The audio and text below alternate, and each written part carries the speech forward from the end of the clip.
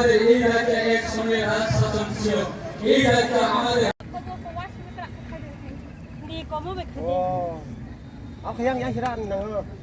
সরকারের আমলে কিন্তু আমরা চাই না যে আমাদের রাজ পরিবারের সম্পদ আমাদের সরকার সম্মান জানায় আমাদের রাজ পরিবারের প্রত্যেকটা among us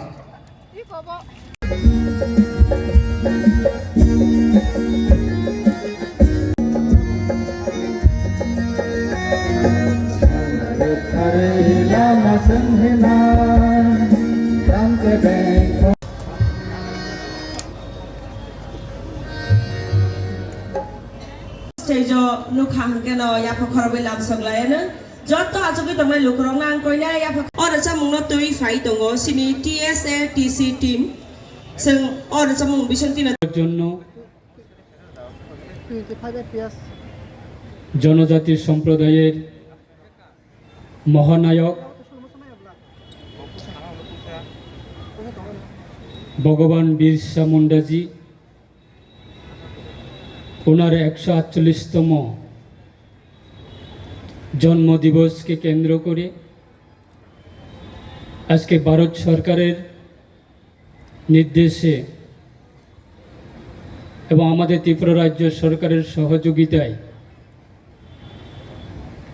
এবং জনজাতি কল্যাণ দপ্তরের উদ্যোগে 148তম জন্মদিবস ভগবান বিরসা মুন্ডাজির এই 3 দিন ব্যাপী আজকে শুভ উদ্বোধন 148তম ভগবান বিরসা মুন্ডাজির ওনার জন্মদিন পালন করার আমাদের উদ্যোগ।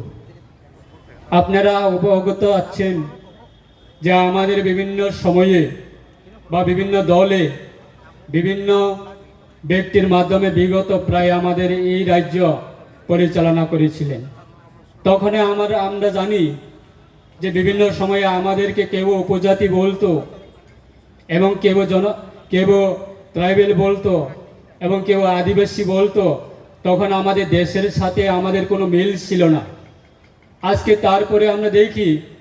যে আমরা ভারতবাসী হিসাবে আমরা ভারতের বিভিন্ন ন্যাশনাল অ্যান্থেম থেকে শুরু করে আমরা ভারতের নাগরিক হিসাবে ভারতের বিভিন্ন আমাদের ভারত সরকারের বিভিন্ন আমাদের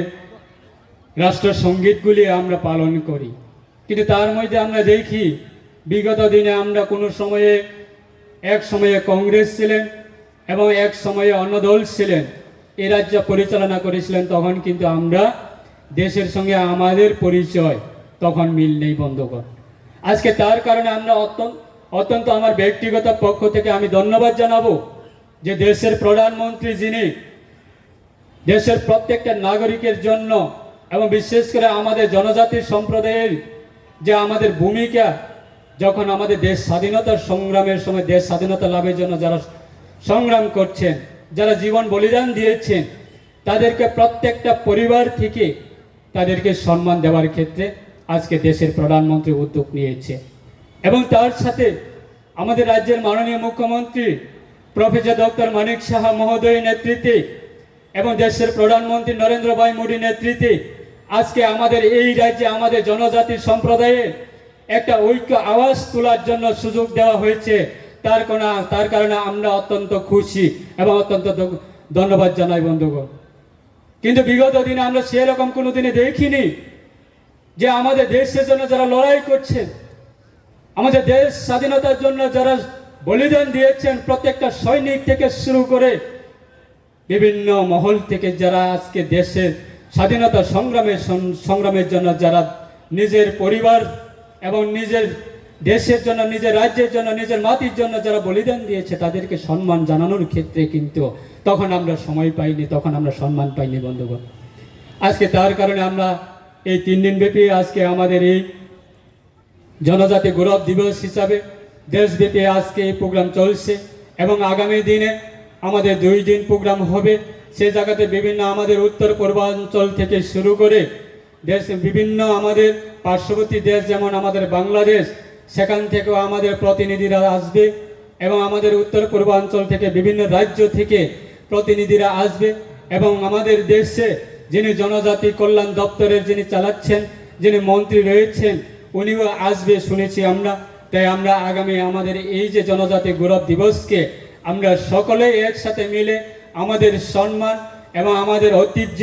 আমাদের ইতিহাস, আমাদের বিভিন্ন কারণে আমরা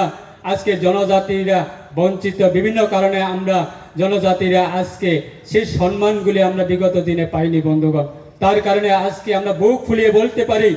যে আমাদের সরকার আসার পরে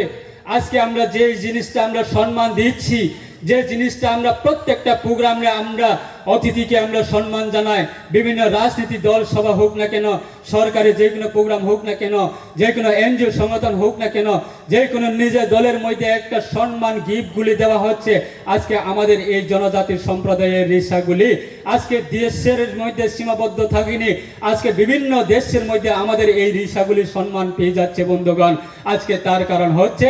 আমাদের নতুন সরকার গঠন করার পরে বন্ধুগণ